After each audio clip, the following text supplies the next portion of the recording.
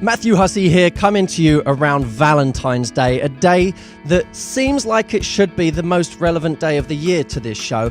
I don't care about it one iota, but I thought you might. So I'm going to give you 3 things that I think are important to remember. Because ultimately, what is Valentine's Day other than a day that makes us feel like things should be going better? And they're not. And I think that's kind of a sad thing for us, because sometimes it can disrupt the progress we actually are making by making us feel like we should be further along the way already. And that's a very destructive thought pattern, because it stops us doing the things that are helpful. So I think there are 3 things that I want to give you today. The first one is stop comparing. Stop comparing. Comparison is, in this respect, the mother of Valentine's Day depression. You look around, you see friends who are in relationships. If you don't see friends who are in relationships, you see commercials constantly portraying people in relationships and talking about gift ideas for the person that you love. And that comparison can make us feel like we're somehow behind and that we need to catch up. Life just doesn't work like that. We have to get out of this idea that somehow everyone else is further along the way and it's going to take us forever to catch up. Do you know what's amazing is someone could have a breakup tomorrow and you thought they were 5 years ahead of you, and they go through a breakup tomorrow and they're in the exact same position you are. In fact, in some ways worse, because after a 5-year relationship, their breakup doesn't for the moment put them at square one.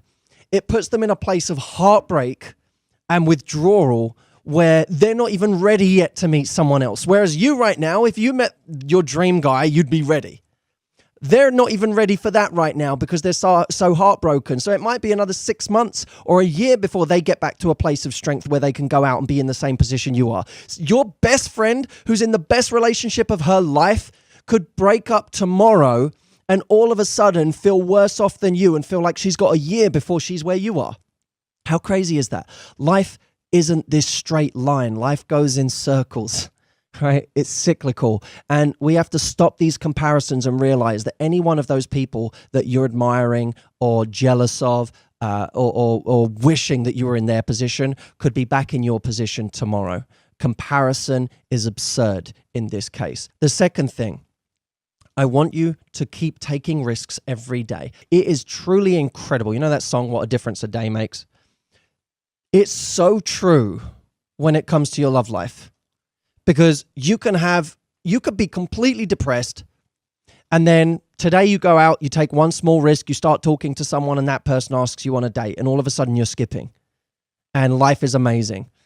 And maybe that date turns into a second date and you realize, oh my God, it was all because of that small risk that I took. Things change in life so quickly. You have to go out and engineer that change with small risks. So don't sit there looking at yourself and going, oh, nothing's happening for me. It will only happen if you go out there and take the small risks. You can create the life that you want, but it takes just a little bit of work.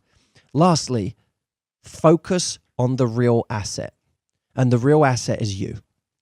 The time and energy that you put into yourself, into your hobbies, into your health, your body, feeling confident, feeling sexy, the time that you put into having a great life, all of that will pay off, even if you don't think it's paying off directly right now.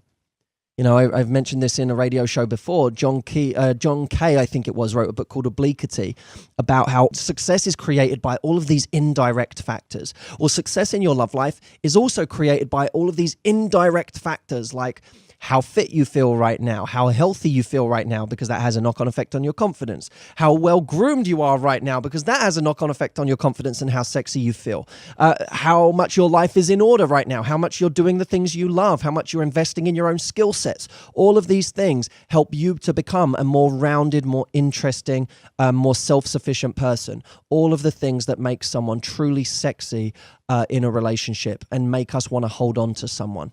So focus on the asset. Don't put your power outside of yourself. Anything you do to make yourself better is also going to make your love life better. Maybe not today, but tomorrow, next week, or next month. That's it. Stop comparing, take risks every day, and focus on the asset, i.e. you. Keep going out there and doing all the great things you're doing in your life. I'll speak to you soon.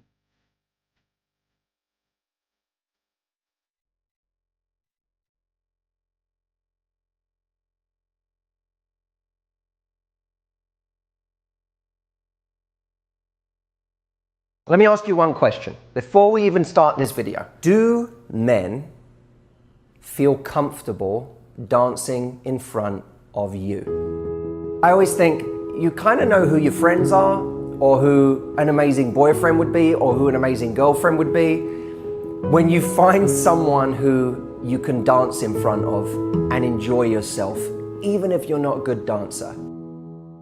The question that men are asking themselves, that they don't necessarily even know they're asking themselves early on, is this the kind of woman that I can really be myself with? And I don't mean bad habits and the worst parts of himself. Those are things that he should be working on in a relationship to eradicate. What I mean is, can I really express my authentic self with this person? Because when you feel that, and ladies, I know you can relate to this because you're asking yourself the same question, it's complete liberation in a relationship. It's like you've found a place in the world that's home. The problem is, the modern dating world beats this out of so many people because they're living on dating apps, they're living in texting relationships, they're so preoccupied with being cool, with not being awkward, and they end up living on the surface in their dating lives. They never get to the real anymore. We have to start getting beneath the surface with people that we're around. And there are a couple of practical ways to do that. You could be going on your first date tonight, and here are a couple of things you can do. Poke fun of yourself. I don't mean in an insecure way, but don't be afraid to laugh at yourself and to poke fun of something about you, because that's going to give him permission to do the same, to not take himself too seriously. 2, be prepared to suck at something so that you're not just putting forward your cool front of everything you're really good at, but you're also prepared to engage, to indulge, to talk about things that you're not good at, things you suck at. And you can do it with a light heart. You can do it in a fun way that allows them to not be cool all the time, but to also suck at something. And lastly, when you do find yourself in a situation where it's a bit of a vulnerable moment, that's why I like the idea of dancing as a metaphor, because it's a bit of a vulnerable moment for people. Do you create an environment of, this is fun? Or do you create an environment of, you look ridiculous? Because if you can switch the culture of a moment from, you look ridiculous, to, isn't this fun? That will make a person want to go on the journey of life with you.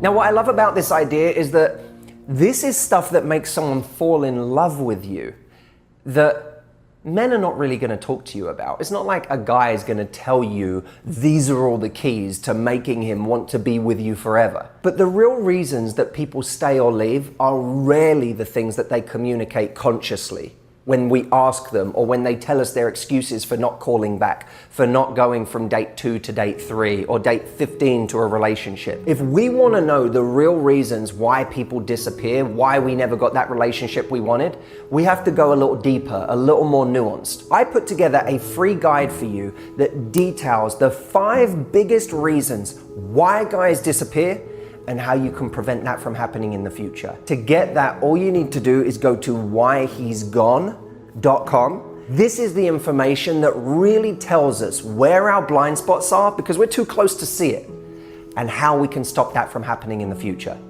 Go to the link now, download the guide, and I will see you there.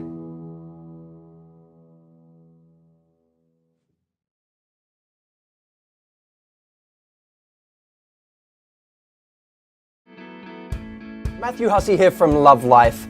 I want to talk about how to disagree with someone in a charming manner. Because I feel like so often we end up arguing with people who don't have the same beliefs as us, who don't have the same ideas, and we do it in a way which alienates them, which makes them not like us. And look, I'm just going to say it, we end up looking like kind of a dick. How do we change that so that we seem like someone who still remains, I don't want to say likable, because I don't believe this is just about being likable, but someone who can still be charming, can still have a level of charisma in the way that we disagree. And the reason I say this is not the same as being likable is the desire to be likable is what stops us from disagreeing with someone in the first place. We don't like confrontation because we don't want to not be liked by the other person. But I would argue that Respect is the thing that we should be going for. When we're respected, we get attraction from people. They want to be around us more because there is something compelling about someone who respects, but someone who can also disagree with us. We like people who are prepared to break rapport with us, but we have to be able to do it in the right way. And I'll give you 3 things that I think are really important in the way that you disagree with someone. The first thing is don't get emotionally involved. In other words, there is a way to disagree with someone where you don't put your personal feelings on the line. If you go on YouTube and watch some of the great debaters, what you'll see is they can have these passionate arguments with people. They can really put them, they really put their energy into it, and they have these amazing arguments with people that seem to get heated on the surface. And then 2 minutes later, they're back to normal again. They're back to neutral. In other words, a great debating style is someone who can be passionate, but not get personal. They can be passionate, they can be excited about their argument, they can even think the other person's argument is absurd. But what they don't do is start investing their personal feelings into it in a way that compromises them emotionally, because of course, as soon as you compromise yourself emotionally, you lose all of your power.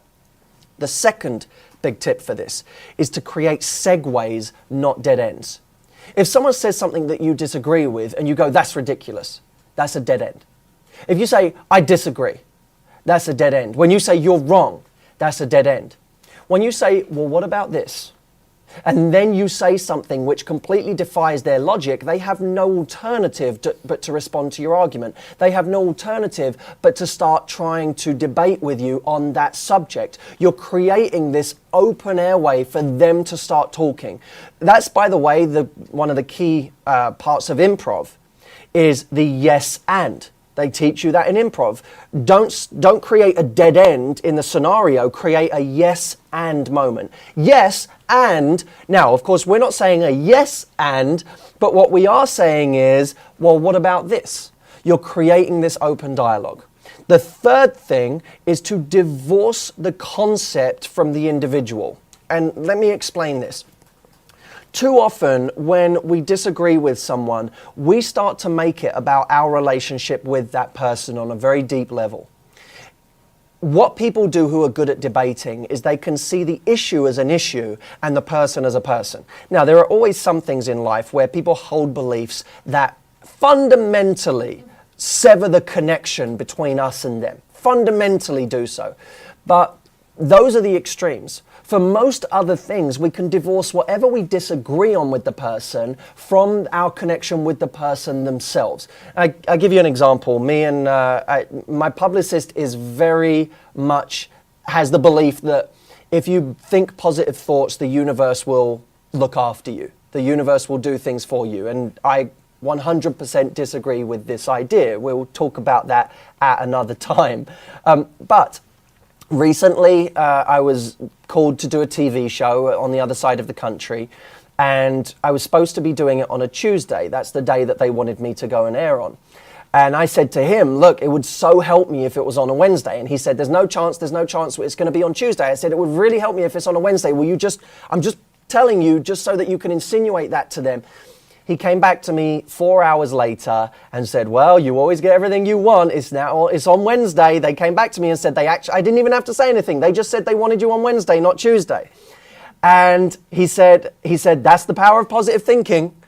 And I said, I don't think it was positive thinking, but I said, I appreciate it nonetheless. He said, no. He said, that was positive thinking. He said, I believe that. That's the universe did that. We wanted it, and the universe brought it to us.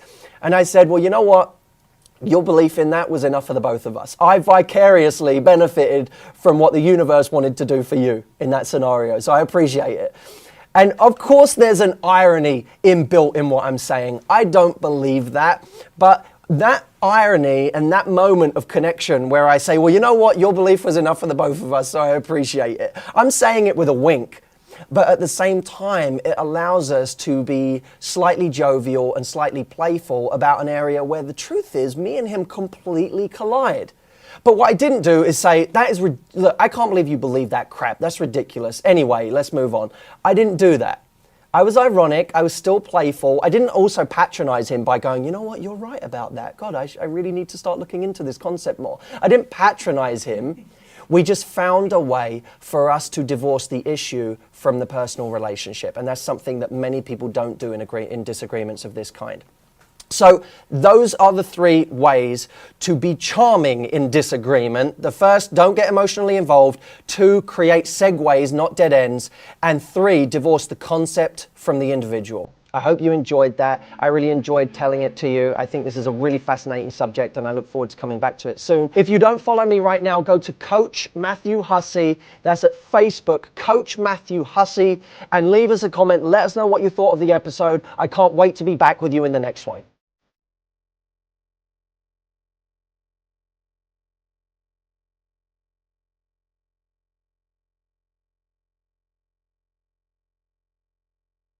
What's the loyalty you want to feel? What's the level of peace you want to feel with this person? How seen do you want to know that you are? When you think about all of that, it suddenly starts to feel ludicrous how excited we get about someone in week 2. I asked people recently on Instagram, what is a mistake or a pattern that you keep making in your love life that you want to work on? One person said that she wanted to work on taking things more slowly so that she doesn't invest in people before they've shown they actually deserve it. I thought I'd spend a bit of time here because this is an incredibly common thing. I know I've done it. I'm sure you've done it. You get excited about someone and you rush forward thinking, I don't even think we are thinking when we do it necessarily. There's just this instinctive, I'm excited about this person. I'm excited about what it could be. We start projecting, of course, onto that person, all of the value that they could have in our lives, how amazing they are, how great the relationship could be or would be. And then we start giving a ton of energy to it. Firstly, is that helpful to do? And if we agree that it's not helpful, how do we get ourselves to actually slow down? I would argue that it's absolutely not helpful to do that because it shows someone that they don't actually have to provide any value or invest in us in order to get all of our value. It is a false representation of how great that person is because we probably don't even know them that well yet. And it assumes that by speeding up and by investing more, someone will like us more. And that's just not true. Investing more in someone does not necessarily make them like us more. In fact, it might make them value us less because they start to take for granted just how much energy they're getting from us at a time when they're not giving us that much. So if it doesn't just not help us, if it can actually hurt us, how do we get ourselves to slow down? Slowing down with someone, being someone that another person has to actually earn, is easy when we are swimming in options because it feels kind of natural. If we have loads of options, then it's easy to assess what is the best option. Who's the option that's giving me the best or giving me the most? What's hard is going slow when we feel like we don't have any options, when we've been single for a while, when we don't relate to having attention, or when we don't relate to having attention from the people we actually want. And then all of a sudden, someone that we do feel attracted to starts showing us a little attention. All of a sudden it feels like we've stumbled upon this incredibly rare treasure and we have to grab onto it as hard as possible. It's very hard when we're coming from a place of scarcity to go slow with somebody. It feels like it goes against all of our instincts. So how do we do it? Firstly, in the absence of options, we have to connect to the other parts of our life that give us a feeling of joy or worthiness or satisfaction or meaning, and really connect to those on a daily basis, especially when we meet someone we like. So that when we do meet someone like that, we're not thinking that this person is the answer to some kind of existential problem. And if you watch my videos a lot, you know that I like my business analogies, and I think a lot in terms of those. In business, there will always be sexy opportunities that come along. There'll be things that feel glamorous or feel like they could be exciting. And the temptation is when something like that comes along to jump at it because it feels like a bit of a lottery win. What I have prided myself on is having cultivated a career where the kind of meat and potatoes of what I get to do every day is enough for me. I love making videos. I love being able to go to my live events and connect with people and run retreats and write and have this amazing team that I love working with every day. My daily existence in my career is already enough for me. So when something that feels kind of glamorous or sexy comes along and says, do you want to do this crazy opportunity, Matt? Before I jump and say yes, I always put it through the filter of, is it going to give me what I really need? Is it aligned with my values? Does it feel like it fits with the culture of my life and what I want to do? And if the answer is no, it's actually quite easy for me to say no, even to things that from the outside look wildly exciting. Like, Matt, how can you say no to that? It's actually kind of easy because I have an abundance everywhere else in my career, in my working life. I think our love lives are the same way. It shouldn't be the case that we only go slow with someone or are able to say no to someone if there's someone else waiting in the wings. That's not a strong position to be in. That's not real confidence. Real confidence is I can say no even when there's not another option because I'm abundant everywhere else in my life. If you have things that you love doing with your day, people you like spending time with, passions that you just feel absorbed in, a life that you think is beautiful, all of that creates a level of abundance that means when someone comes along, instead of getting overexcited about that person, we go slow and evaluate every step of the way whether this is a person who can meet our needs and who fits with the culture that we want to have in our life. The second way to slow down so that we don't over-invest in someone who isn't investing in us is to have a clear vision for the kind of relationship that is going to make us happy. Really think about it. Instead of just getting excited about the early stages of dating when you meet someone you like, think about the kind of long-term relationship you want to be in. What's the loyalty you want to feel? What's the level of peace you want to feel with this person? How seen do you want to know that you are by this person? What's the teamwork between you? How do you conquer life's problems together? How do you approach life together and your vision and what you're building? Have all of these things in mind. And it may seem like that's a lot to think about in early dating, but that's the whole point. Seeing that is what your vision is for your ideal relationship. And forget ideal as like the absolute pinnacle.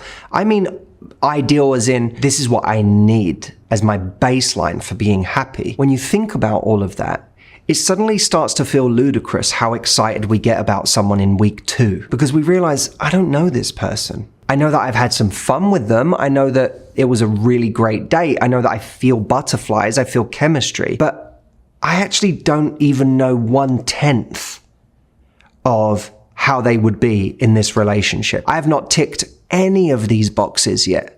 So that allows us to start to slow down and come back down to earth. And it checks us a little bit when it comes to feeling this excited about a person or this heartbroken if they haven't texted us for a few days, because we go, I have no business feeling this excited about this person when I don't know that they can fulfill any of these criteria right now. In fact, the fact that I'm not getting a lot of investment from them right now, the fact that their communication is patchy, the fact that I don't feel seen right now is evidence of it being the wrong thing, not something that should make me mourn the fact that I'm not getting enough from the right thing. By having a clear vision about what you want in the future, you can be present today in a way that allows you to not get overexcited about something that isn't real yet. And the third thing is we have to back ourselves to find the thing that we're looking for long term. We have to be able to say to ourselves, the right thing sooner or later is going to come along. So I don't need to settle for something that's wrong for me now. It is going to come along. Something better is coming my way. And therefore I can bide my time. Now, this is the hardest of the three because it requires a real confidence. It requires a real belief in our own value. It requires a real belief in the opportunities that are out there for us. It requires a longer term perspective. And that kind of belief normally is derived from having some wins in our life. That kind of confidence that the right thing is coming usually comes from knowing in our past that the right thing has come before, or real belief in our value, real belief in what we have to offer. And not everyone has that kind of belief. So that third one is the hardest to achieve, the believing that something better is coming. That's the hardest one to achieve. The irony of all of this is that when we have these kinds of standards around how we give up our time, our energy, our intimacy, we become more attractive. Someone starts to look at us as someone who has to be won over. And I don't mean won over in the sense that we were difficult and then we become easy because we get won over. I mean won over in the sense that someone realizes that they have to actually invest in us in order to get the best of us. Without these three things in place, it's very hard, if not impossible, to have the kind of standard that I'm talking about, because whatever standard we have will only be fake. It will be a game. It will be, I'm going to play hard to get and go slow as a kind of tactic to get you to think that I'm special. But the problem is there's nothing really underpinning it, which is why those tactics often dissolve at the first sign of resistance. To take something from being a tactic to a standard, it has to be underpinned by something deeper, by these three things: having an abundant life, having a vision for what we want that is unshakable, and having this belief that something better is coming for us because we know what we have to offer in this world. These are things that are easy to say, but hard to do, which is why I have an entire program that helps people to cultivate them. And it's the retreat.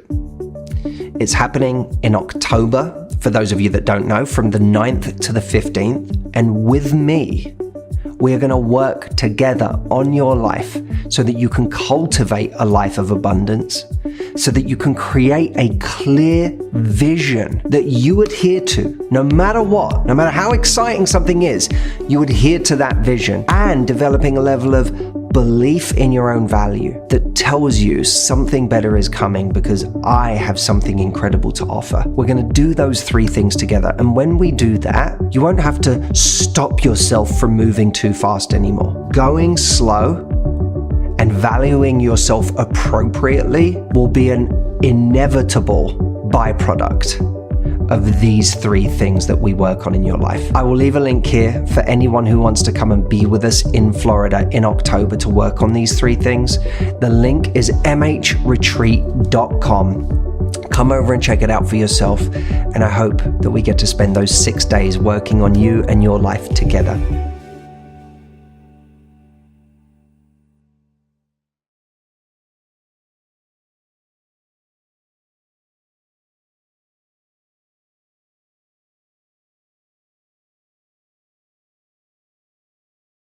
There is something that happens when we meet someone we really like. Because the stakes are higher, whatever insecurities or worries are lying beneath the surface all of a sudden come out because they're exacerbated by our fears in this situation.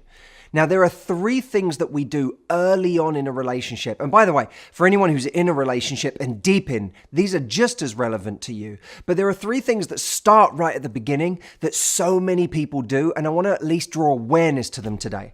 The first one is spying on someone. Sometimes the ways we do this are minor. They're not things that someone else would notice. It becomes a kind of snooping. We might look on their social media to see the last time they were active if we haven't had a text back from them in the last 3 hours. The problem with this behavior is that it has us focusing on the wrong things. Instead of focusing on the average of their communication, their behavior towards us, we're looking for all of the little ways that we can catch them out. And even if we don't think we're showing that, it's going to come out in the form of passive-aggressive energy when we're with them. The second insecure behavior is comparing ourselves to other people.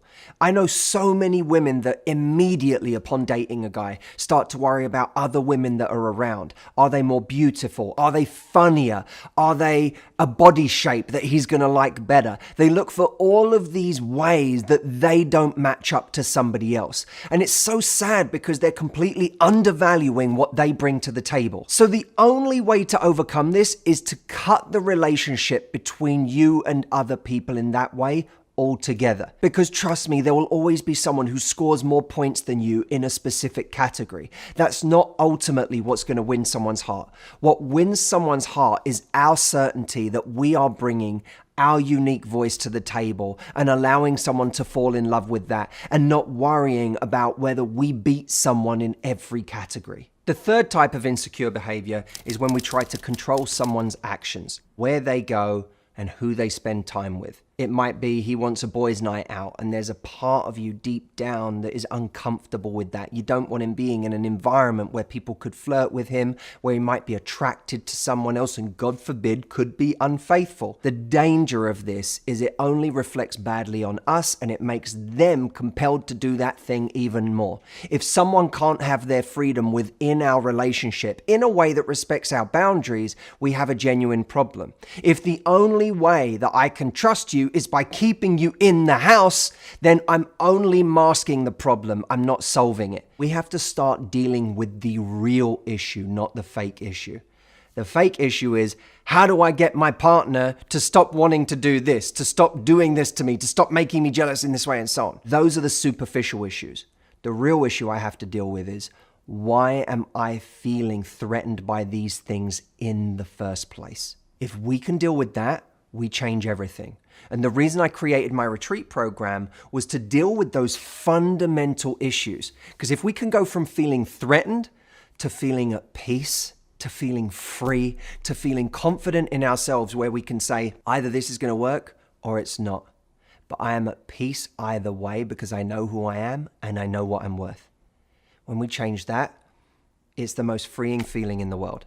If you haven't applied for the retreat yet, the next live retreat is coming up fast now in just a couple of months. Make sure you do. And as always, if you can't come to the live retreat, we have the at-home study version as well. Click the link, it's right here, and I'll see you on the inside.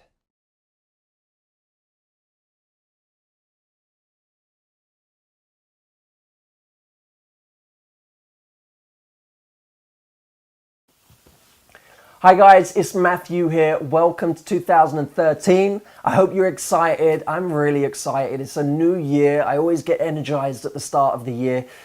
I know you probably have some big goals this year, and to help you with those, I have 4 big ideas I want to share with you. Now, these are really specifically designed to help you in your love life, but you could use them anywhere in your life, really. The first big idea is become a student of people.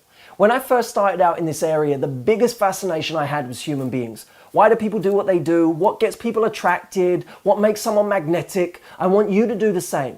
Now, when I started out, I used to observe everything that people did. You know, my understanding of people today comes from that observation. I want you to do the same now. When you see that you're attracted to someone, really try and figure out why. When you see a guy, maybe you've got a male friend and he gets attracted to another woman, find out what he's attracted to in her. Really get curious about it. When you understand that, you're going to understand attraction on an intricate level. The second big idea I want to share with you is that people want to fall in love. Now, this is a quick point, but you know what? Wherever you go, remember, people want to be swept off their feet. They want to get attracted to other people. They want to get into relationships. They want to fall in love. The world is working with you in that respect. All you need to do is become the person that people want to fall in love with. Now, the third big idea is that when people fall in love, or when they get attracted, or when they get interested, is because the person that's the object of their desires has value. Now, value is something we all intrinsically have as human beings, of course it is, but people measure value that they perceive, not value that people actually have. Now, one of the greatest gifts we have is that we can create value. One of the things I do is I show people how to create value. Now, let's say you're a woman in a bar and a guy next to you offers you a shot. Hey, me and my friends are doing a round of shots. Do you want a shot? You as a woman can say, yeah, okay. Or you can tread your own path a little bit more. You could say, you know what, I won't do a shot, but I'll have a gin and tonic if it's going. Or if you're offering, I'll have a vodka tonic, I'll have something else. That way, you're still joining in on the fun, but you're doing it on your terms. Now, immediately you've created value for yourself as a woman. If you want a male example, any man who goes into a room and can talk to more than one woman at a time, let's say she's sitting with her friends, there's 3 of them, he starts talking to them. If he can hold court, tell a story, tell a joke, or just ask them how they are, immediately his value goes up because he can show that he's in control. We can create value. That's something I really want you to work on this year. It's really exciting to have that tool. The fourth thing is I want you to get good with rejection. This is another big idea. Get good with rejection. Don't try and avoid it this year. Become okay with it. Make rejection your friend. If you try more this year, if you put yourself on the line, trust me, you will get rejected. That's absolutely fine. I've been rejected tons of times in my life. So has anyone who's ever tried anything. So in your love life this year, prepare for rejection, welcome it, make it your friend. Because if you do, opportunities are going to come rolling in because you're not going to be avoiding situations anymore. I want you to leave a comment today. Here's what I want you to leave a comment saying. Give me one time that you got rejected and tell me what happened in that moment. Where were you? What was happening? What did you say? How did it go down? Could be from 10 years ago. It could be from yesterday. But tell me a time when you got rejected and let everyone else know about it. I'm going to get loads of people commenting and we're going to get this thread of rejection. Why? Because if we can make rejection okay now, the rest of the year is going to be easy. Take care, my friends. I'll see you in the next video. In this video, you're going to learn the 4 crucial steps to see if someone is right for you. This is one of the hardest decisions we will ever make in our life, who we spend it with. Today's dating culture makes it feel insanely difficult to find anyone who's even serious, let alone someone that we have the right level of chemistry and compatibility with that we think it can actually last. And what about when we meet a nice person who we think is great on paper, but we have no chemistry with them? Can chemistry actually grow? And are we having high standards for the wrong things? What are the qualities you should look for in a partner? These are all things that I discuss in today's video with Kristen Cavallari on the Let's Be Honest podcast. Check it out. I think you're really going to enjoy this, and let me know what you think in the comments. Don't forget to like this video, subscribe to this channel, and hit the notification bell so that you get notified the next time I do a video. And it would mean a lot to me, by the way, if you would subscribe to this channel. It takes an awful lot of work to make these videos every week, and we want to share them with as many people as possible. That little moment where you click subscribe really helps us get the word out there about what we're doing. Thank you so much, and enjoy this video. I want to start with the dating culture today. What do you think is wrong with it? And why are people having such a hard time finding a successful relationship? I think part of it is that our nervous systems are kind of programmed for dopamine. Mm-hmm. And I think it makes it really hard to sit with anything for very long. We're so used to novelty now. Mm-hmm. Like in writing this new book, to sit there in front of a laptop and just write for 2 or 3 hours at a time was at times, in the beginning of the process, was excruciatingly difficult. Yeah. And it really was like a wake-up call for me about how much my attention span has been hurt by, the way that we live our lives today. Right. And dating is a part of that. The dating apps are this dopamine machine, Mm-hmm. and it feels good to swipe, and it feels good to get matches, and it feels good to get messages, and it feels good to get another one from a new person. And I know. that's a very addictive cycle for people. Mm-hmm. So I think that's tough. And then I think there's less humanity in the process because less people are picking up the phone, and Yeah. it can feel harder to even just get to the point of a date where you meet up, and Right. then people get back from a date and they're onto their phone again, and there's a ridiculous amount of temptation there that just interrupts the process of attraction. So you're not like getting home and building anticipation for the next time that you are going to see someone in the same time that in a bygone era you would have done. Mm-hmm. Instead, you're now bombarded with just the buffet again as soon as you get home. And I think that interrupts a lot of the attraction circuits that allow us to kind of psychologically invest in the narrative in the same way as we once would have done. So it all amounts to much more superficial, surface level interactions instead of the depth that, and not just the depth, but the staying with something long enough for it to even become what it could be. Mm-hmm. The thing that makes something great is that there's a way we use the word settling that is that's very negative. Yes. Like, I don't want to settle for someone. And that's understandable. None of us in life want to be shortchanged. Right? We want to feel like we got the best thing we could get in any area of life. And people are like that in their love lives. I want to get the best person I can get for me. And anything less than that feels like settling. But I think there's a way to change the language around that word that turns it into an immensely positive thing, where instead of settling for someone, we say, I'm going to settle on someone.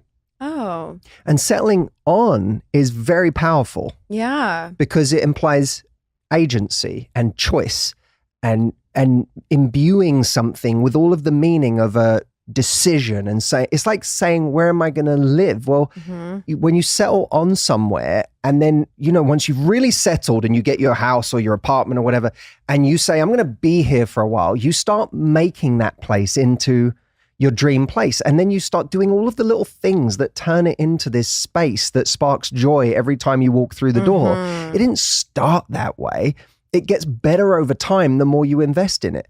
And relationships are the same way. But to your point about dating culture these days, I think that never have we been less inclined to just settle on a person and then make that as good as it can possibly be. Right. Instead, we're trying to optimize at the front end.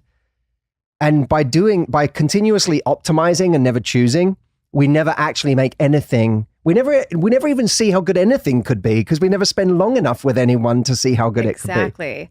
So how do we decide who we choose? So tell me, let's talk about chemistry versus compatibility, because, and I know you think that you need both, right, for a lasting, successful relationship, and I agree with you. So first, I want you to explain the difference between the two, and then I want to get into them. Well, chemistry, I think, it's a feeling. You can have physical chemistry. You can have the kind of chemistry that is just, we really enjoy each other's company and the conversation flows. And isn't it all encompassing though? We need all of those, don't we? I think you can have chemistry with a friend, right? You can have chemistry. I can meet a guy and be like, me and this dude have amazing chemistry. Okay, like that's fair, I want to hang out with this guy all day. Right. Like there's a kind of chemistry to that, but there's also the very animalistic physical chemistry we can feel with someone, and we can have both. I think chemistry can imply that very animalistic attraction. It can also imply a connection that you feel to someone. Okay. But neither are the same as compatibility. Because compatibility is, do we work together? Does it actually work? And compatibility is about a number of things. It's, are our personalities compatible? We may have an amazing time. We may have amazing conversation, but when we think of our values, do they line up? Right. When we think of the way we see the world, are those worldviews compatible? Are they synergistic? When we look at our lifestyles, do they work together? When we look at our future and what we want, do our intentions about what we're building align, or are they completely different things? The timing of our life, does that line up? Yeah. These are all compatibility issues. And so, in the book, I talk about there being 4 levels of importance in any situation with someone. There's admiration, and admiration is just, you think someone's awesome or attractive or hot or whatever, but it doesn't mean they even know you exist. Right. This level, so again, not that important. Level 2 is mutual attraction. That's what we're talking about when we talk about chemistry. That's when you like someone and they like you back. Level 3 is commitment. That's when you don't just have mutual attraction, you're both saying yes to something. Okay. There's tons of people who spend all their time, being upset or fantasizing about someone that they're in level 2 with. Right. That they never even reach level 3 with. Right. And my view is always, level 2 is not that important. You could have chemistry with lots of people. It doesn't mean that there's anything behind it. It doesn't mean it's going anywhere. Yeah. So we get very caught up in level 2. Yeah. And that's where we create a lot of story in our head about what should be instead of what is. Yeah. Level 3 is commitment. That's when two people say yes to each other. Yes, I want to be with you. Yes, let's build something. And level 4, because level 3, even that isn't enough. Okay. Love is not all you need. It is not. I can't wait to have that conversation with you too. You need more than that. You need compatibility. And, you know, two people can say yes to each other for a relationship, but if they're incompatible, for example, even in their morality. If one person thinks it's okay to lie and the other one is all about telling the truth and honesty, then you're going to have a compatibility issue. If one person wants to spend their life traveling the world and one person's a homebody, you're going to have a compatibility issue. Right. So the compatibility is the final level, because if you have all 4 of those things, you could have a long-term relationship. Okay. If you're missing compatibility, you could have a relationship, but it can be hell on earth. Yeah, those are usually the toxic ones, right? Or the ones, or they're not toxic. They're just yes, and they could just be relationships where two people make each other unhappy. It's not that either of them is a bad person, but they don't work together. Yeah. As you're watching this video, are you asking yourself one of these 2 questions? 1, how do I stop attracting people who are emotionally unavailable, who aren't ready for a relationship, but with whom I have a lot of chemistry? And 2, how can I attract someone who I have chemistry with, who is also ready for the same things I am? If one of those questions is something you'd like to ask me right now, go to askmh.com and you can ask Matthew AI and get an answer instantly. Matthew AI is trained on 17 years of my content. You're literally getting my answer to your specific question, and people are using this every day right now as the secret weapon they have in their pocket whenever they need it. You can ask a free question of Matthew AI or 2 right now by going to askmh.com. So go try it. All right, back to the video. And do you think that chemistry can grow? Because I've always taken the stance that it can't. Like, I've always said, I'll know within the first 5 minutes of meeting someone if this could grow and turn into something. But I've heard a lot of people say, you go on a date with a great guy, for example, he's a nice guy, you know, kind, all the things. Give him another shot, even if you don't feel it. What do you think about that? Chemistry is very complicated. It's very complicated. We often, I think, misdiagnose anxiety as chemistry. Oh. And someone appealing to our nervous system in a way that's familiar, we often think of that as chemistry. And sometimes we need to suspect ourselves in situations where we say we have so much chemistry with a person, because there's something about the way they push our buttons that triggers something in us. There's a certain like charm, there's a certain swagger, there's a certain charisma, but it's the kind of thing that we've seen 100 times before that also comes with a hell of a lot of negative side effects. And also there might be something about the dynamic that person creates with us that feels like chemistry, but is something else. You know, why, if you felt more, if you started feeling more obsessed with someone when they didn't text you back for 2 days, that's not chemistry. Nothing material changed. They just fell off the radar. Right. So why did they suddenly become like, why did now we feel like, oh, now I really like them. I think I really like them. You know, why is it when someone doesn't text us for 5 days and, you know, we have a great date with someone, then they don't text us for 5 days, and then a day later they text us and say, what are you up to? And we go, oh my God, this feels so good. That's not, I don't think of that as chemistry. I think of it as there's a roller coaster of highs and lows that we are used to that feels exciting, and we start using it to convince ourselves how much we like a person. Right. On the other side, there are people that we meet that, you know, I think, or even that we just see online that we judge very, very quickly without really knowing that that's someone we could have chemistry with or we could have sexual attraction with. Because I think there's sexual attraction is an interesting thing. You can feel sexual attraction with surprising people. Okay, yeah. Right? Yeah, absolutely. You can have it and go, this person's not my type. That's so strange. Why am I? And you wouldn't have picked them out of a dating profile lineup, but there was something about them after, like when you got to know them a little bit in person, and sometimes even when you think of workplace relationships, why is it that they build? Why is it like you can someone can on week 2 or month 3 suddenly do something Okay, yeah. that makes you look at them a bit differently. Maybe Yeah. they finally get comfortable enough to be a little goofy. Right. Or maybe they show up to a company event looking a way that you didn't know they could look. Right. Or, there's just something they did that they didn't do before, and you suddenly start looking at them and you're like, why do I feel this? I didn't feel this on day 1. So do I think if you go on, a date and you feel absolutely nothing, that it's worth going on another date? I'm not so sure. Okay. But do I think people don't go on enough dates or don't actually spend enough time in front of people to really know if they have chemistry? Our door policy for who we let in is really strict, and so strict that we actually end up turning away a lot of people that we might have chemistry with if we actually got them in front of us and spent a little time with them. Okay, so you think people should be going on more dates? I think we are far fussier on dating apps than we ever would be in real life. 100%. 100%. I agree with you. Well, I think someone's personality, obviously, like what you were just saying, that's how you can really distinguish if you're attracted to someone or not. It's so hard just based off of some photos. If most people took their dating history of everyone they've ever dated, and not people they dated and felt nothing for. I mean, if you took everyone you've ever dated and had real attraction for, I guarantee you half of those people would never have made it into your life via an app. I've thought about that.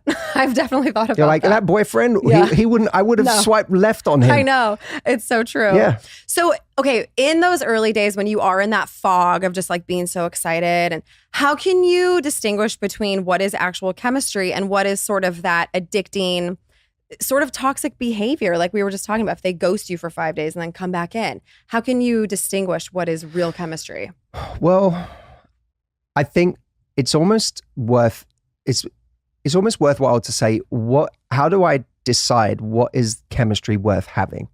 Okay. Right? Because I might have chemistry with a person who's not a great person, but maybe there is an energy that, you find them sexy and there's an animal attraction there, but they're a horrible person. Right.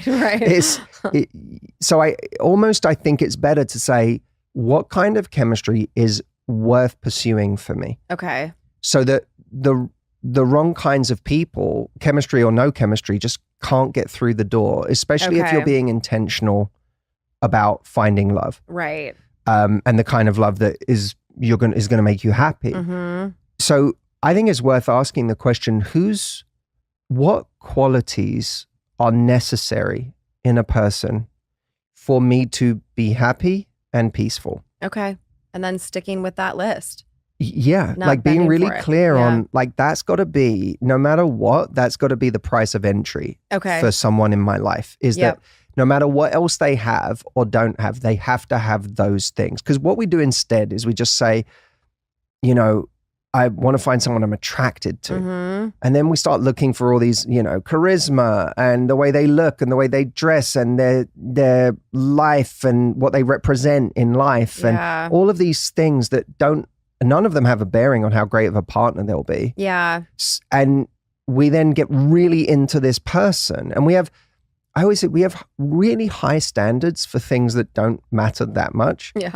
And we have really, really low standards for things that matter the most. Yeah. So, people say, I get people say to me a lot, I have really high standards, that's my problem. And I'm like, but you just asked me about how to get a guy that has been treating you like crap for the last 3 months. Yeah. So how high are your standards? Yeah. What you mean is I have really high standards for how tall they are, how sexy they are, how successful they are, how this they are. Yeah. What do you mean you have really high standards? You have really high standards for those things, and you appear to have no standards for how kind this person is. Yeah.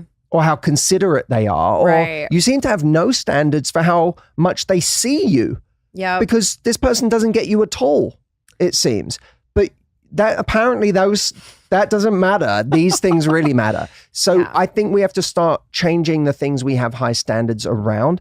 Doesn't mean you have to let go of the things that you're looking for in terms of their appeal to you, your attraction to them. But you at the very least, you better start valuing the other things appropriately, because otherwise anyone is going to get through the door. Okay, right. And you're going to be in a situation a year from now where you're coming to me saying, this person, we have amazing conversations and the sex is great and I just love their company and da-da-da. And then you go, what's wrong? And they're like, well, they don't want to be with me. You're like, okay, well, maybe we should have a standard around that because that feels like a really crazy thing. It feels really strange not to have a standard around someone wanting to be with you. That should be like the baseline of who you give your attention to. Yeah.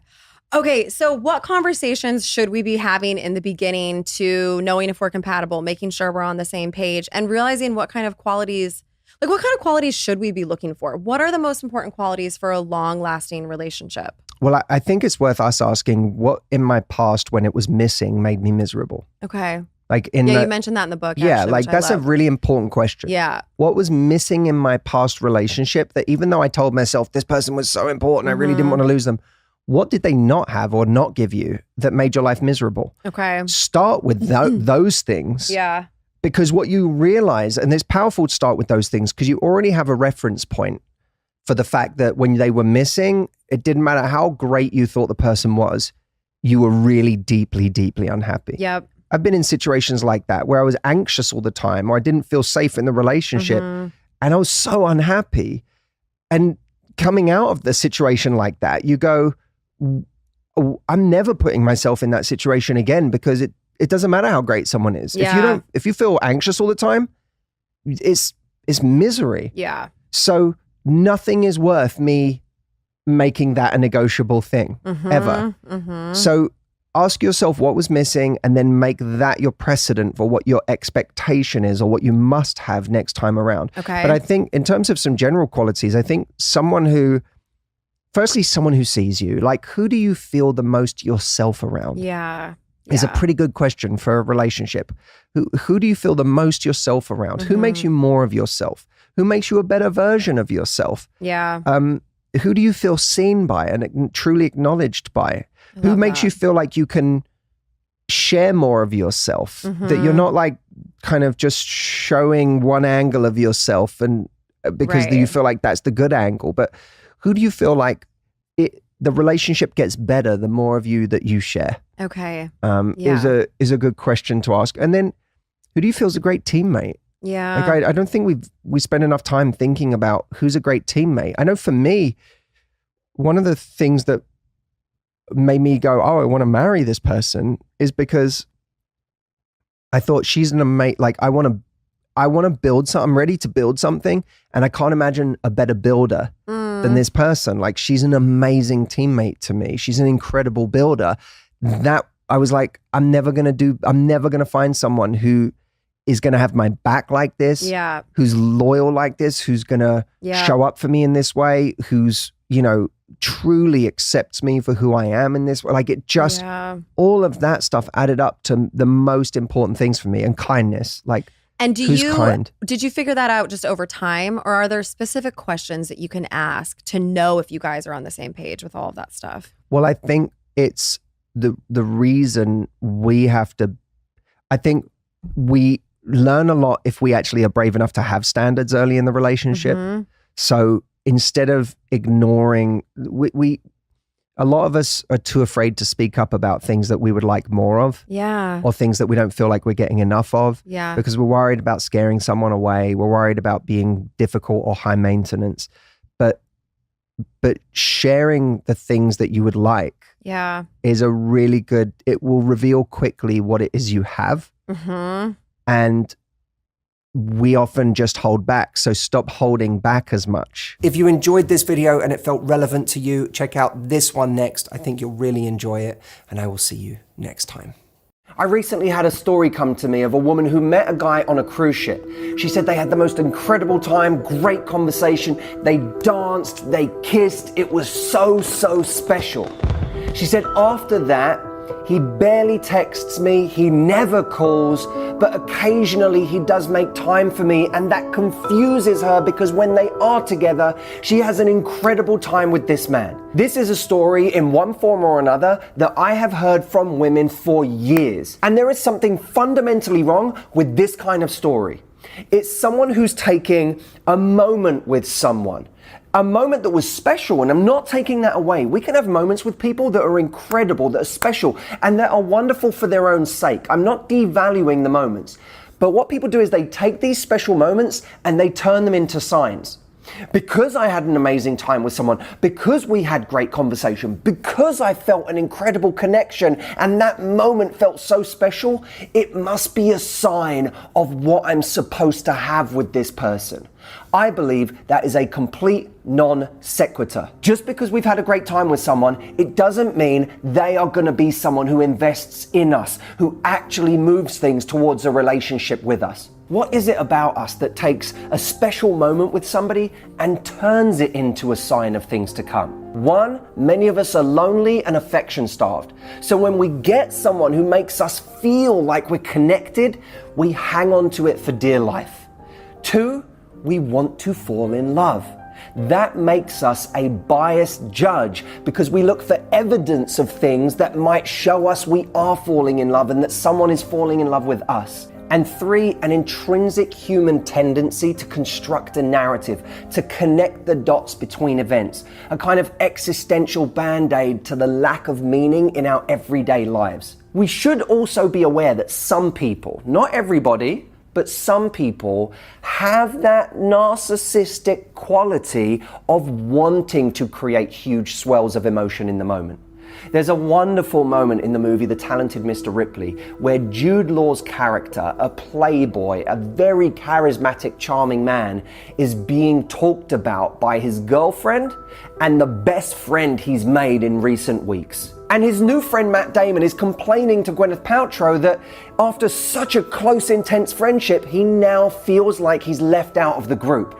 And Gwyneth Paltrow says, "The thing with Dickie, it's like the sun shines on you and it's glorious.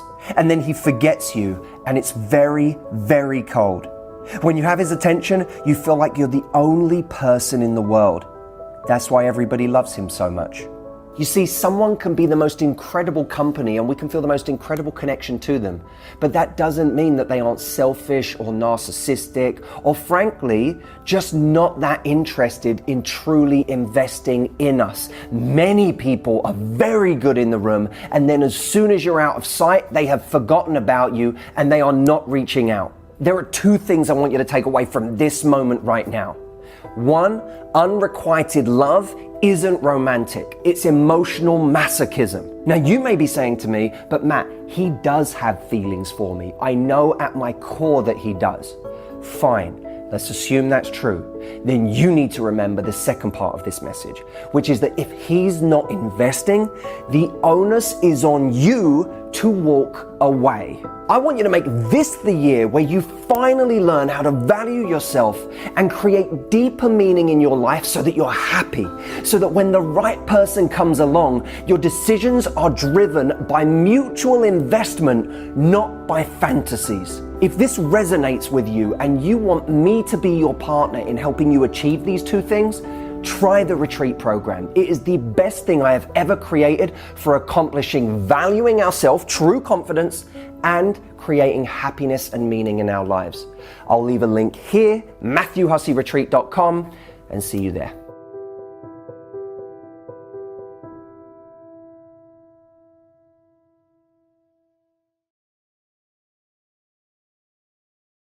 In this video, I'm going to give you 3 secrets to changing your relationship with rejection. Are you someone who suffers from the anxiety of getting rejected? Does it stop you from taking risks, whether it's approaching someone in real life or messaging someone on an app or going on a first date with someone? Maybe you just feel this socially in general, this sense of anxiety at talking to other people and them rejecting you. You might even feel it in your professional life, that there are risks you don't take, there are calls you don't make, opportunities you don't ever put yourself up for because you're terrified of the rejection that could ensue. So how do we begin to reduce our sensitivity to rejection?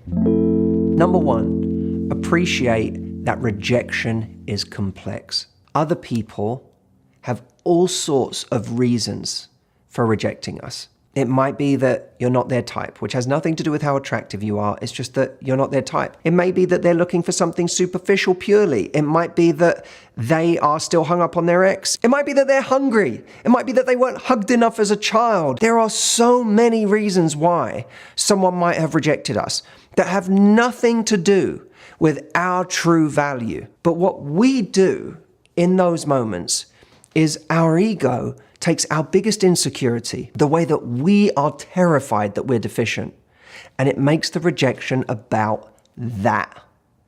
Of course, they didn't like me because I'm not pretty. I'm not interesting. I'm boring, just as I had suspected. They don't like me because I'm too old. We take our biggest insecurity and we make that the entire story. Even as you're listening to this, there will be some people who are going, but that is the story. That's what our insecurity does. That is the story. Let's just play a thought experiment for a moment.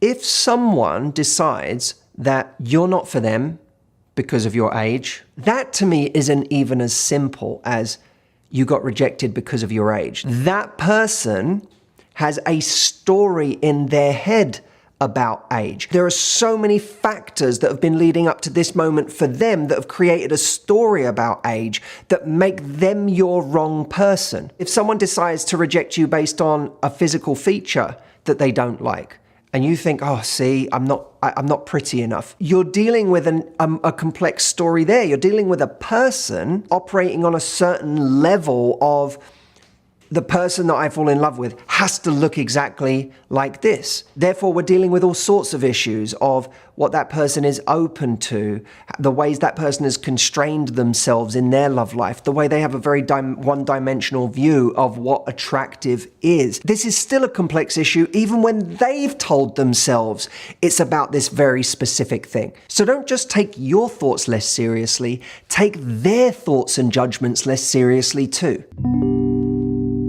Number two, root your value in your character. When we are rooting our value in these superficial factors that we ultimately don't control, we are always going to feel vulnerable. I have come to believe so much in my life in the value of doing things every day that contribute to your character, your integrity, the kind of person you want to be. Make moves every day that bring you closer into alignment with the values that you want to practice in life. The antidote to the person who thinks they have no value whatsoever and the person who thinks all their value is in something superficial like their looks is to do something today that makes them genuinely proud of themselves. If we make ourselves proud for being the human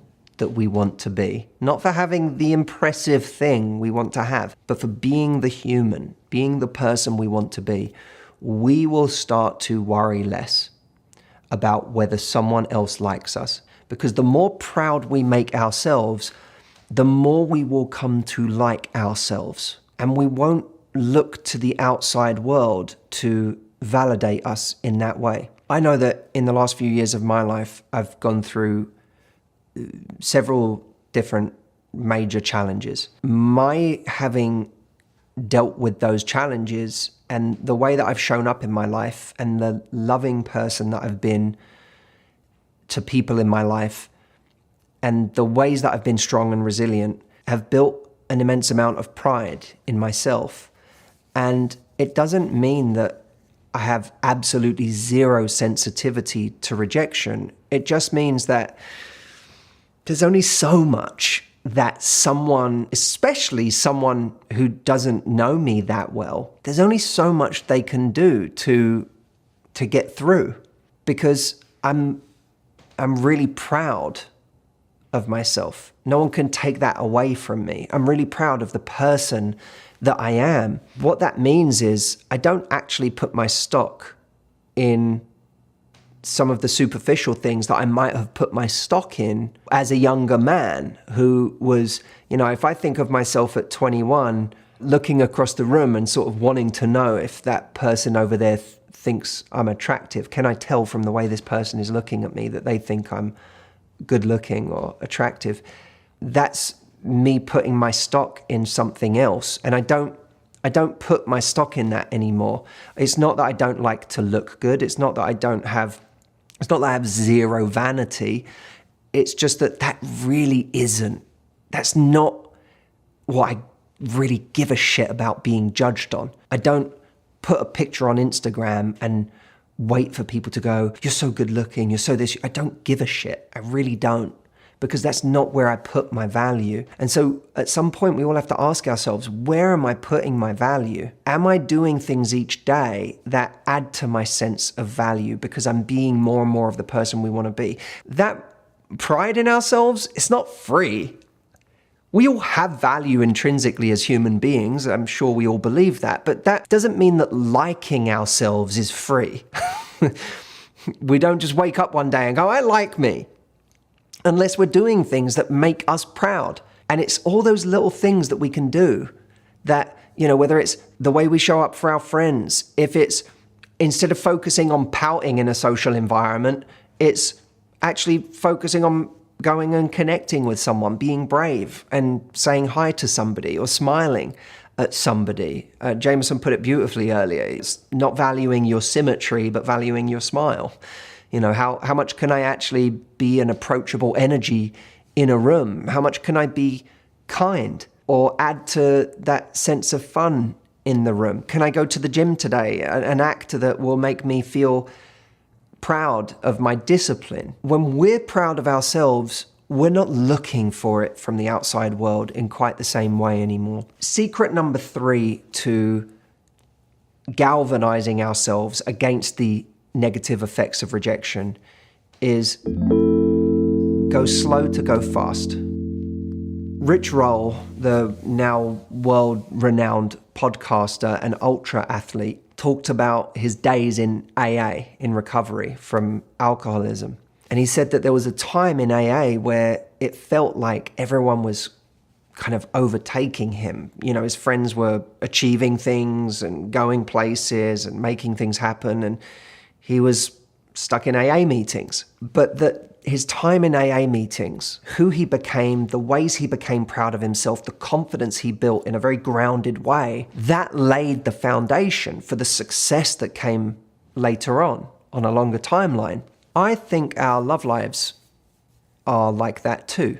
I think that there is this feeling that when we are working on ourselves in the more subtle ways that don't always get noticed immediately, we're getting left behind. That person who looks a certain way, who has that Instagram profile that makes them look extraordinary and beautiful and sexy and gets lots and lots of attention, that they're somehow winning that race and we're getting left behind. I actually don't believe that. I think that the really courageous thing to do is to start proactively working on ourselves in ways that no one else can see, but have the faith that will attract someone of true substance in the long term. Because when someone who has done the work sees someone who has done the work on themselves, that person stands out, perhaps more subtly, but much more profoundly. And that then becomes the basis of a real and lasting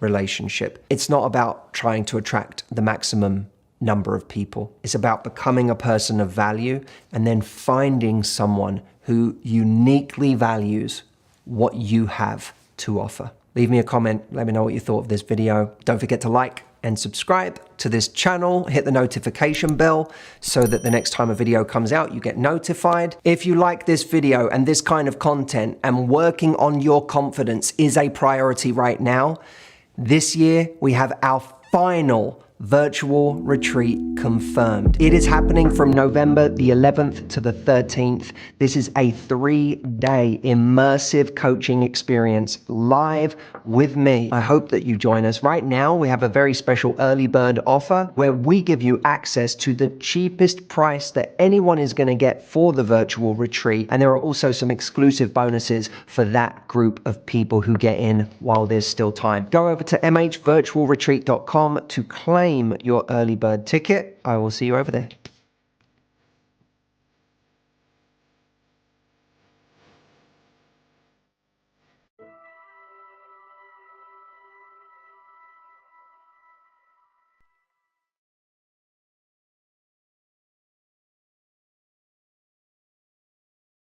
So I've recently had someone ask me, how do you tell the difference between someone who is avoidant and is never going to want a relationship and someone who is just taking things slow with you?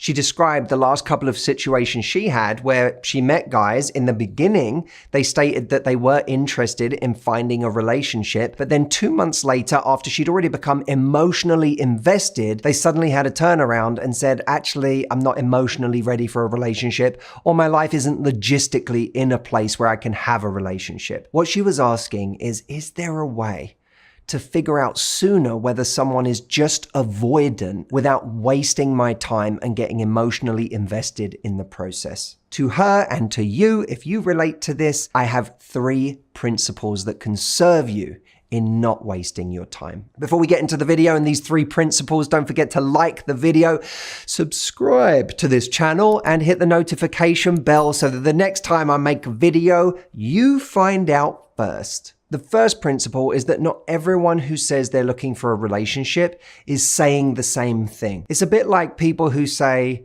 they're looking to move when they want to move house. When some people say that, they mean we need to move in the next month. And when they go to a real estate agent, they are on the hunt for their next house. There are other people who say we're looking to move who mean in the next few years.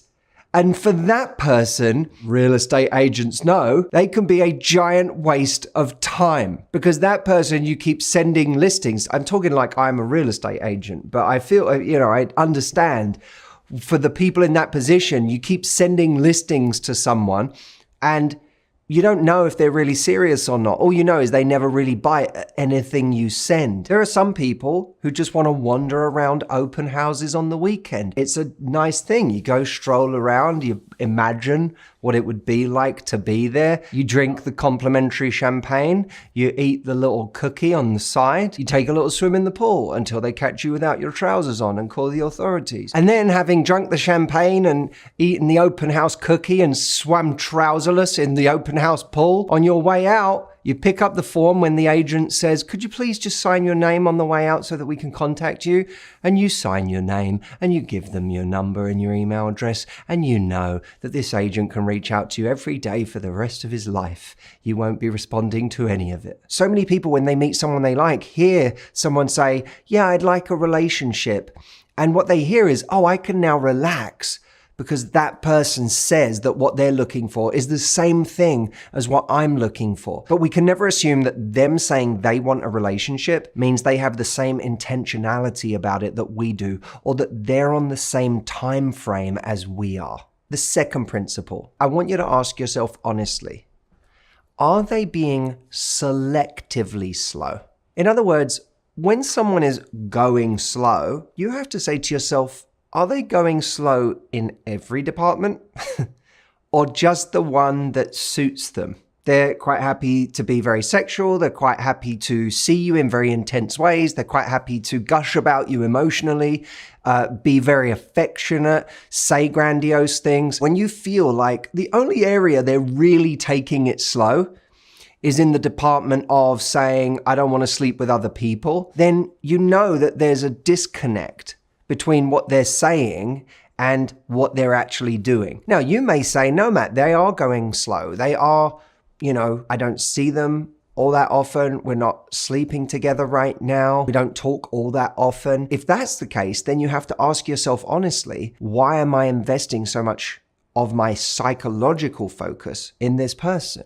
Why am I not still exploring my other options? What we're looking for is intentionality. Intentionality is someone who really is looking for a relationship, who is asking you the kinds of questions that people ask when they want to have a relationship. Someone who is actually progressing with you. Two important words are consistency and progress. Are they consistent, and is there a sense of progress? Which brings us on to principle number 3. You get to decide if someone wastes your time. A lot of the time we behave like a very passive player, like we're concerned someone else is going to waste our time. Now, if someone outright lies to us, if they say, I am in a relationship with you and only you, and it turns out a couple of months later they've been cheating on you or they're not serious, then fine, someone lied to us and wasted our time in that way. But so many of these situations I hear are about us being complicit in wasting our time. They're about not being honest with ourselves when someone is not having the conversation about what it is. They're not saying that they're exclusive. They're just seeing us having sex, emotionally entwined, but there's no real sense of progression towards commitment. And when that's the case, we get to decide, what is it I want? And instead of always pandering to somebody else's rhythm, we should go in with the confidence of saying to someone, if we're sleeping together, I'm not doing that with anyone else. Are you on the same page? You're not? Okay, no problem. But I'm going to then, I can't keep going down this road.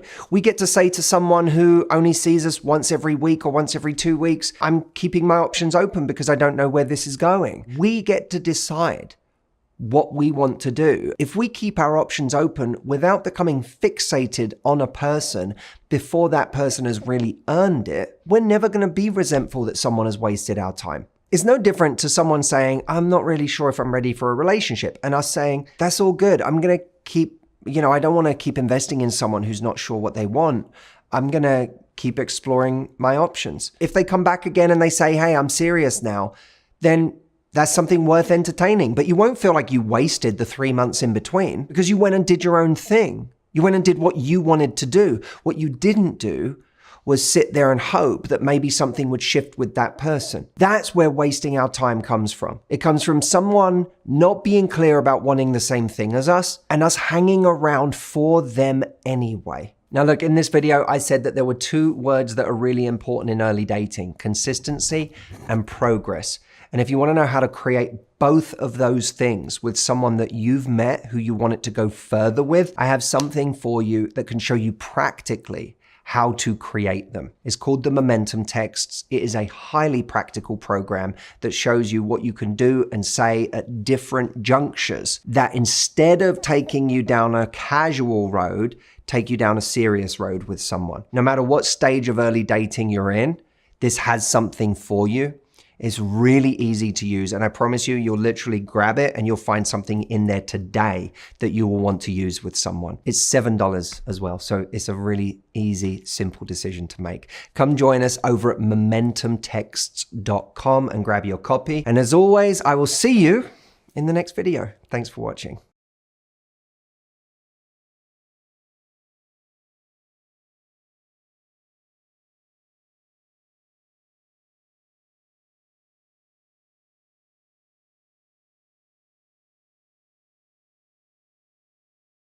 I was recently on Australian TV via Zoom, and there was a woman that her story was essentially that she'd been on 3 dates with a guy. On the second date, she brought up the fact that he didn't seem to banter with her much between dates. Now, she brought this up because she said, this is really important to me. I know I love being able to banter with someone, and when someone doesn't give me much of that, it's like I'm not having something that I know is a big thing for me. So she mentioned it to him. She'd said it didn't really change after that. Not only that, but after the 3rd date, he didn't really text for 9 days, and then 9 days later sent a text saying, hey, sorry, not playing games, just really busy right now. At that point, she said to me, Matthew, what do I do? Is this a sign that he really doesn't like me? Is it just an excuse? Or Is it real and I should keep pursuing this person? Here are 3 principles I'm going to start you on. And if you've got a pen and paper right now, I want you to write these down. By the way, I have something big to share with you at the end of this video, so do not go anywhere. Number 1, temper your enthusiasm. So often we create this ideal picture of someone in the beginning and we never update it. If you learn new information, he's not very good at bantering with you between dates, and that's important to you. He doesn't message me for days on end, and when he doesn't ask me on another date, he just apologizes for not being around. Update your perception of this situation and this person, or at the very least, your perception of how right this person is for you. And that brings us on to the second point, which is understand your needs. Know yourself. If you know that you value that initial excitement and that fun and that romance, and this person isn't delivering on that, then be honest with yourself about the fact that this situation isn't really meeting your needs of your dating life, of what you really want. So again, doesn't mean this person is a write-off, but it does mean you should temper your enthusiasm about this person. And lastly, speak up. If you don't like something, if you want it to be different, if you want to just express that in order for me to continue to invest, I need it to be different, then speak up about what it is you want or what you're not happy with. You could send a message to someone who messages you after 3 weeks saying, hey, let's hang out. And inside, you're like, where the fuck have you been for the last 3 weeks? You could send someone a message and just say, LOL, you were supposed to send me this message 2 weeks ago. That's having a little jab at them in a playful way. But it also expresses your standard. Expressing your standard doesn't have to come in any aggressive form or any passive aggressive form even. It can just come in the form of making fun, teasing someone. A little bit of humor goes a long way in these situations, especially early on when your standard shouldn't become an expectation. The difference between standards and expectations is a standard is about me, an expectation is about you. We want to be wary of expectations in early stage dating. Instead, have standards. Standards mean if you're not giving me what I need, I'm going to modify my investment, my energy, my excitement in this situation accordingly. And when I speak up about that, it doesn't make you feel like a bad person for not doing something, but it does make you realize the stakes of you not doing something are potentially allowing me to drift until I'm no longer there. Now they start to respect you, not as someone who they're afraid of because they're afraid you're going to bite their head off, but respect you as someone who knows what she wants. These 3 principles will serve you in any stage of dating, but especially if you find yourself weighing up how right someone is in the early stages, and if not over-investing physically, over-investing emotionally by thinking too much about someone who hasn't earned it yet. A few weeks ago, we did our first ever live virtual Matthew Hussey retreat.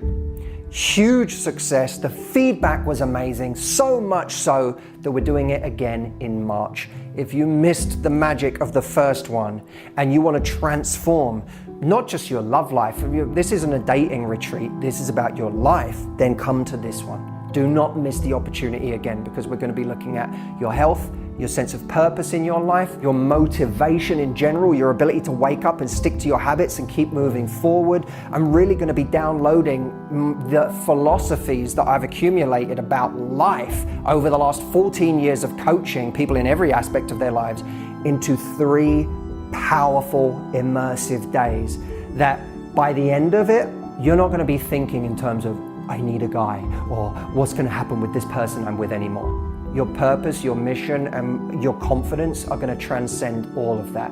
And you're going to feel awesome no matter where you are in your love life right now. I can't wait for you to see this. Do not miss it again in March. I'm going to leave a link here. Come there, book an appointment with one of my retreat specialists, ask any question you want about the program, but do not miss this opportunity. And I'll see you next time.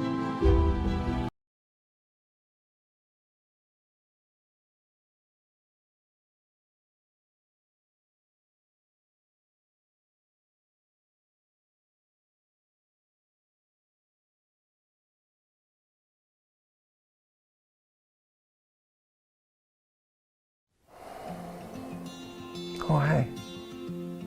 I was just thinking that it's been a long time since we did our last Sexy Potato. And what better movie to do than Richard Linklater's latest Golden Globe hit, Boyhood. Welcome, my friends, to another Sexy Potato.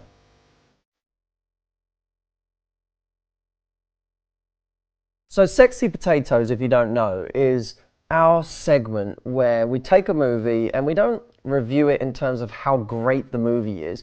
We look at it in terms of what life lessons we can get from that movie. And Boyhood is one of those films with about 100 life lessons. By the way, if you want to read Steve's article on Boyhood, he has already stripped some life lessons from it and written an article about it. You can find that below this video. But today, I wanted to focus on one simple life lesson that I got from Boyhood. Boyhood is a movie that starts with a 6-year-old boy and follows him through his childhood until he reaches his adult life. He begins college. You watch him age 12 years, and it's the same actor going through this whole journey. And that's fascinating, because that in itself is, although he's acting, you watching a real person grow up and go through his adolescent phases and go into adulthood, and it's kind of weird. A lot of people see this film as a long film. It's 3 hours long. For me, it wasn't long. I saw a guy's life condensed from 12 years into 3 hours, and it scared the crap out of me. I first felt nostalgic as I watched it because it made me think of my own childhood and the passing of the years and how you change and develop and get awkward and go through that and all of these different phases of life. It made me realize there are just such distinct phases to life in that way, and just how quickly they go. After the nostalgia, I felt quite sad, looking back and thinking of my own life having gone so quickly. And then I felt nervous, because I suddenly realized while I'm sitting here reminiscing about the childhood that is over, I'm in another phase of my life right now that will also be over soon, that has an end. Every phase has an end. And sometimes we're so busy reminiscing about the phase that has already ended that we forget that we're in one right now, and that itself needs to be appreciated. We need to find a way to appreciate and be in the moment in the phase of life that we're in, because that too will pass. Seneca, in his book On the Shortness of Life, talked about life as being short only if you didn't know how to live it, if you didn't know how to use your time. And I think for us, when we get preoccupied with reminiscing or preoccupied with the future, we allow the present to pass us by, and life then does become incredibly short. We do wake up one day and realize that a year has passed, or 5 years have passed, or a decade has passed. I took from this movie that we need to appreciate the phase of life that we're in. And that's all well and good. People tend to say things like that a lot. But I thought I'd also offer 3 tips for enjoying and appreciating the phase of life that we're in right now. The first one is to just pause for a moment and actually think of what's great about the phase that you're in right now. Because I think every phase comes with its own unique advantages. Some people say school was the best days of your life. I think school has its pros, but I definitely think school has its cons as well. When you're out of school, you're into a new phase and there are new things to appreciate. The same is true in your 30s, 40s, 50s, 60s, wherever. And I don't just define a phase by age, it can be by what you happen to be doing in that part of your life. But what's good about the phase of your life that you're in right now? The second thing I want you to do is think of something that's worth doing in this phase of your life. So instead of consistently thinking about what you want to do before you die, what would be worthwhile right now while you're in this phase? What, while you're in this phase, would aid your growth, aid your learning, or what would just feel like living in this phase of your life? And the third thing is to keep a daily list of what made today count. When I started alongside my daily to-do list, keeping a list of what actually made today count. Sometimes it was when I got something done from my to-do list, I'd move it over to the list of what made today count. But it wasn't just stuff I got done, it was things that I thought, or things I experienced, or moments I had with people. I don't want this to be confused with saying how many things can you get done in a day, because productivity isn't the same as presence. It's not the same as being present, as actually appreciating the day, appreciating the moment, feeling and sensing and enjoying the experiences you're having, those aren't always to-dos. What made today count? And in that way, you will begin to appreciate every single day in this phase of your life, instead of getting to the end of another year and seeing that that year just went by and you barely noticed it. So that's it. 3 quick things to appreciate this phase of your life. If you haven't seen Boyhood, go and watch it.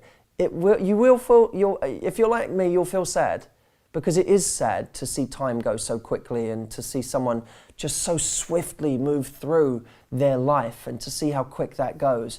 But it also does give you such a tremendous appreciation of the time that you have now and how important it is to just try and slow it down as much as possible, because this phase will be over before we know it.